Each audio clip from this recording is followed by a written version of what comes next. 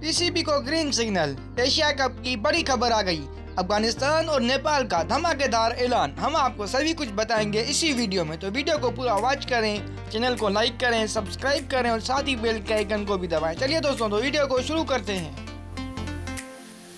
दोस्तों, अफगानिस्तान और नेपाल भी पाकिस्तान में खेलने के लिए तैयार। दोस्तों, पाकिस्तान क्रिकेट बोर्ड पीसीबी की तजवीज़ करदा हाइपर मॉडल ने मंजूरी के लिए एक और रुकावट अबूर कर ली। पीसीबी के लिए एशिया कप में राहें हमवार होना शुरू। अफगानिस्तान और नेपाल ने भी पाकिस्तान में खेलने के लिए रजामंदी जाहिर कर दी। जराये का कहना है कि बांग्लादेश और श्रीलंका के बाद अफगानिस्तान और नेपाल ने भी पाकिस्तान में खेलने के लिए रजामंदी जाहिर कर दी। दोनों ने ईमेल के जरिए पीसीबी को पाकिस्तान में खेलने के यकीन दहानी करवा दिए। दोस्तों, जराये का मजीद कहना है कि पीसीबी के हाइपर मॉडल में भारत का पाकिस्तान में खेलना सिरे से शामिल ही नहीं, इसलिए भारत का हाइपर मॉडल पर एतराज किसी अहमियत का हामिल नहीं।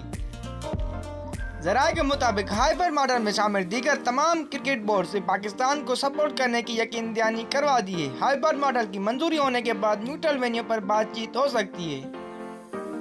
दोस्तों, जराये का कहना है कि दीगर बोर्ड ने ताहाल अरब इमारात में खेलने पर आमादा नहीं और उन्होंने सितंबर में यूएई में गर्मी के बायस खिलाड़ियों को इंजरी के खदशे का इजहार किया है।